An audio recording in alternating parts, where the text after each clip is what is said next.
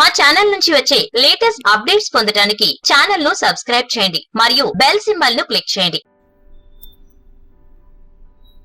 Page number 12 అమలులో వచ్చినప్పటి నుండి రాష్ట్ర ప్రభుత్వ నిబంధనల ప్రకారం జిల్లా కోర్టు గాని ఇతరంగా నియుక్తమైన అధికార వ్యవస్థ గాని వైకల్యం గల వ్యక్తి తగినంతగా సముచితమైన మద్దతు పొందుతున్నా అప్పటికీ న్యాయపరంగా చెల్లుబాటు అయ్యే నిర్ణయాలను తీసుకోలేకపోతున్నట్లు గుర్తించినట్లయితే మరొక పరిమిత సంరక్షకునితో న్యాయపరంగా చెల్లుబాటు అయ్యే నిర్ణయాలు అతని పక్షాన తీసుకునేలా రాష్ట్ర ప్రభుత్వ నిబంధనల ప్రకారంగా ఆ వైకల్యం గల వ్యక్తిని సంప్రదించి మరింత మద్దతును ఇవ్వవచ్చు.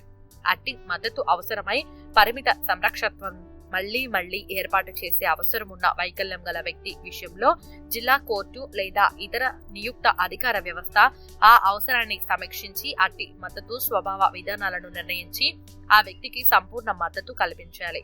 వివరణ: ఈ సబ్సెక్షన్ ఉద్దేశం ఏమనగా పరిమిత సంరక్షకుడు అంటే వైకల్యం గల వ్యక్తికి సంరక్షకునికి మధ్య పరస్పర నమ్మకం, అవగాహన కలిగి ఉండి సంయుక్త నిర్ణయం తీసుకోవడం, నిర్ణీత కాలానికి నిర్ణీత పరిస్థితికి పరిమితమై సమయానుకూలంగా వైకల్యం గల వ్యక్తి నిర్ణయానుసారంగా వ్యవహరించడమే సంరక్షకుని పని.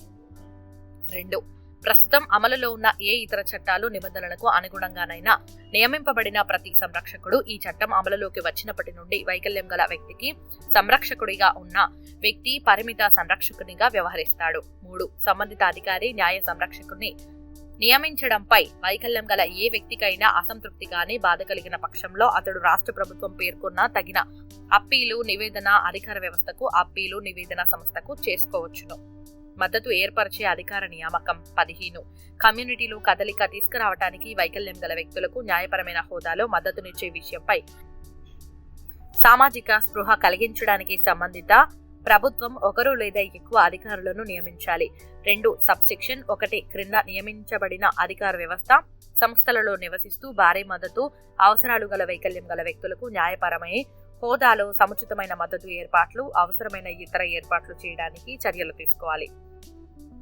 అధ్యాయం 3 విద్యా సంస్థల బాధ్యత. 16. ప్రభుత్వం లేదా స్థానిక సంస్థల నుండి నిధులు అనుమతి పొందిన అన్ని విద్యా సంస్థలు వైకల్యం గల పిల్లలకు మిళిత విద్యను అందించే విధంగా ప్రయత్నం చేయాలి. ఆ లక్ష్యం దిశగా క్రింది చర్యలు తీసుకోవాలి. 1. ఎటువంటి వివక్ష చూపించకుండా పాఠశాలలో చేర్చుకొని ఇతర విద్యార్థులకు సమానంగా వారికి విద్య, క్రీడలు, విరామ కార్యక్రమాలలో సమాన అవకాశం కల్పించాలి. 2. భవనాలు, ఆవరణ, ఇతర సౌకర్యాలను అందుబాటులో ఉంచాలి. 3. ఒక్కొక్కరికి హేతుబద్ధమైన వసతి సౌకర్యాలు కల్పించాలి.